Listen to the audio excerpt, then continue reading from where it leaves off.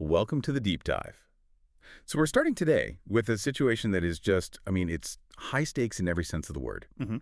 We have a sitting U.S. Congress member who's facing formal efforts not just to get kicked out of the House, but something much, much more severe. We're talking about denaturalization and, potentially deportation from the United States.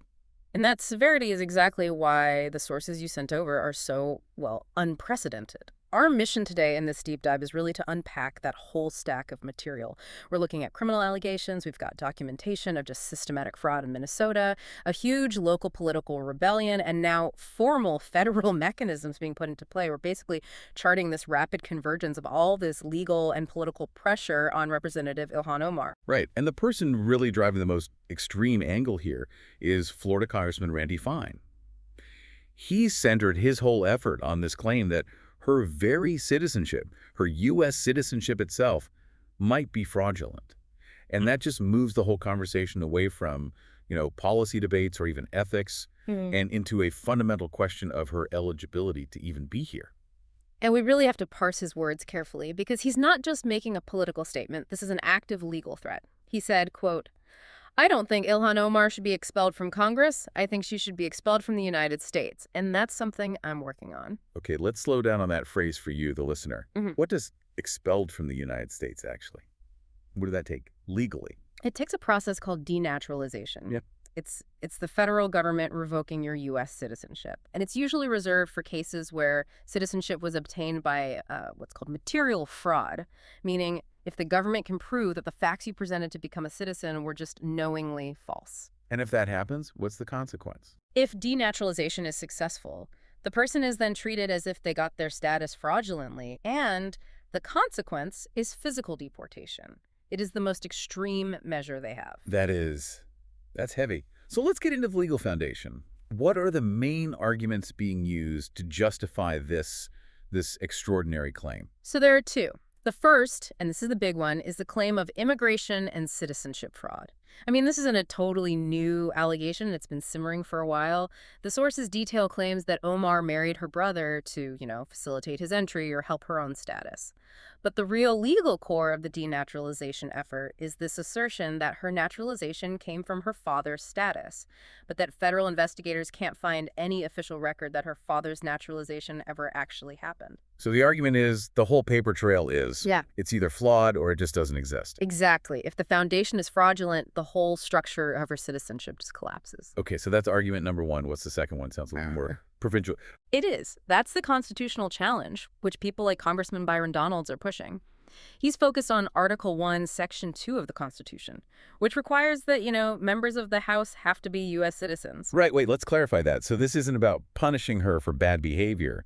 It's more like just checking a box. Exactly that. It's a job requirement. Like being a certain age or living in the district. If her citizenship is proven to be based on fraud, then legally, she was never eligible to hold office in the first place. The argument is that her whole time in office, every single vote, every committee she sat on, is legally invalid from the very start. That really changed the focus, doesn't it? It's not a political grudge. It's about the integrity of the institution.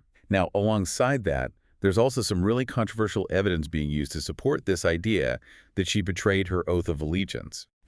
And this is where the political opposition connects the legal case to a question of loyalty. The source material really highlights a video clip of Omar speaking at a Somali event in Minneapolis. And in it, she refers to the president of Somalia, a foreign head of state, as our president. Our president.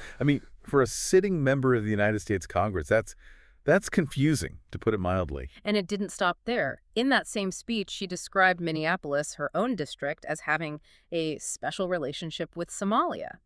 So opponents and the people pushing this legal action, they see this as proof. Definitive evidence that her primary allegiance is still Somali, not American. They frame it as a clear betrayal of her oath to the U.S. Constitution. Randy Fine uses this specifically to back his claim that America imported people who hate America. It's very potent language. It's basically her own words being used as Exhibit A in these formal proceedings. Yeah. But, these federal investigations, they often need some kind of major political cover to really move forward. And in this case, that cover came from a huge, undeniable local scandal. That's the critical link. Absolutely. And that brings us to the deep local issue in Minnesota that really it created the political earthquake needed for these federal investigations to gain traction. We're talking about systematic welfare and healthcare fraud, and it was blown wide open by Nick Shirley in this viral 42-minute documentary. It has tens of millions of views, so the visual evidence just completely bypassed the usual media gatekeepers. And the sources describe just one example, that is. It's almost absurd. Tell us about the Quality Learning Center. The facility, and it's even misspelled Learing Center on the sign, was licensed for 99 kids. It was getting $1.9 million a year in government funding. And what Shirley found, just by driving by on a weekday, was that it was totally empty at midday. And he didn't just show up with a camera crew trying to start a fight, right? His Yeah. approach was very simple. Right. The sources say he just walked up like any prospective parent. He said something like, "Hi, I'd like to enroll my son Joey in daycare. Can I talk to someone about your rates?"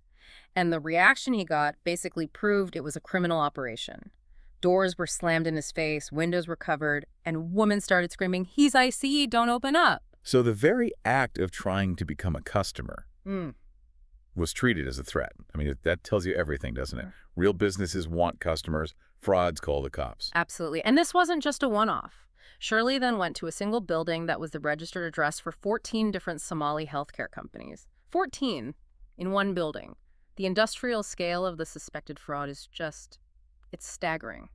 And when he asked them for basic information, like what services they offer, It was the same hostile, uncooperative response everywhere. He went door to door asking simple questions. "Can you explain your services?"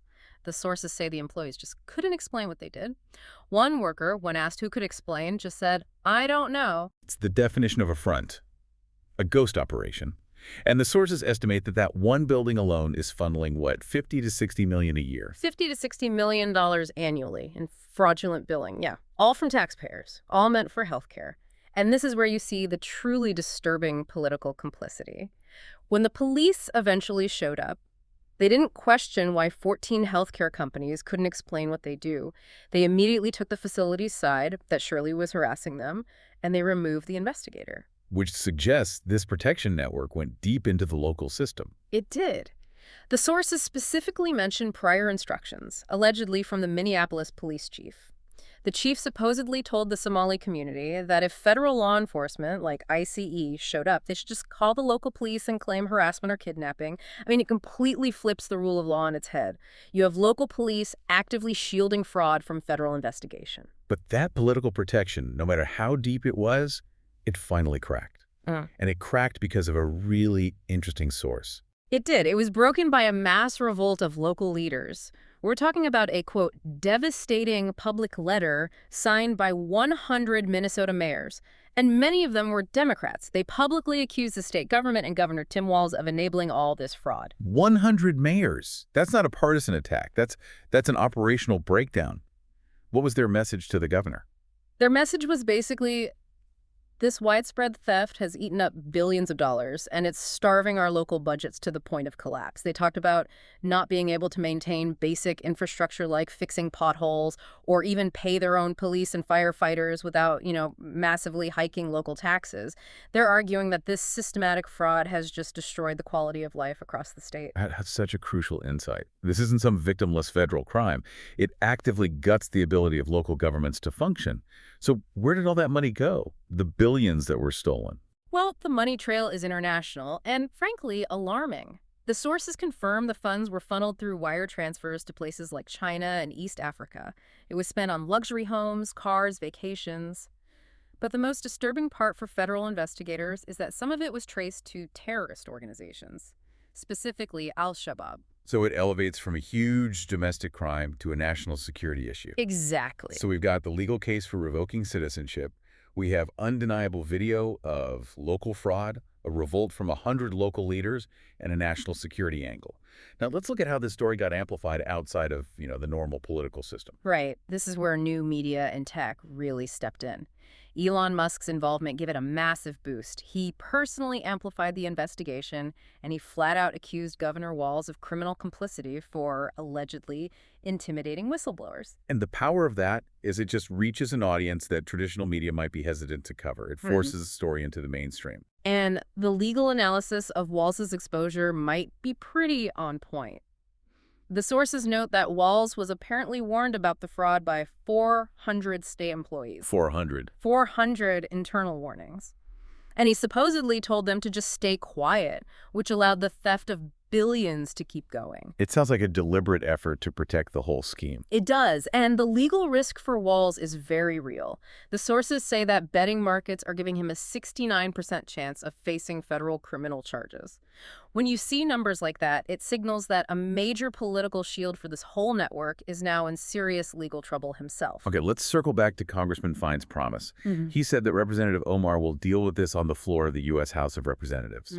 What does that actually look like? What does that formalized accountability mean? That's the key. That's the reckoning. It means this isn't just media speculation anymore. It means formal proceedings, motions to expel, recorded votes. All the evidence that Fine and others have collected will be presented, and Omar can't just deflect to the media. She'll have to address specific documented charges in the official congressional record. And the charges they're comprehensive. She'd have to answer questions like, is your father's naturalization record real? Did you marry your brother? Did you sponsor laws that weakened oversight for the very programs that were being defrauded?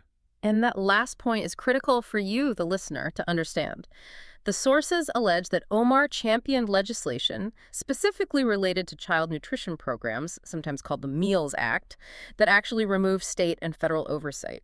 The accusation is that this wasn't an accident. It was designed to weaken the exact oversight needed to prevent the fraud that her associates then allegedly cash in on. And then there's the campaign finance side. Did she take contributions from people who were later indicted for that same fraud? Precisely.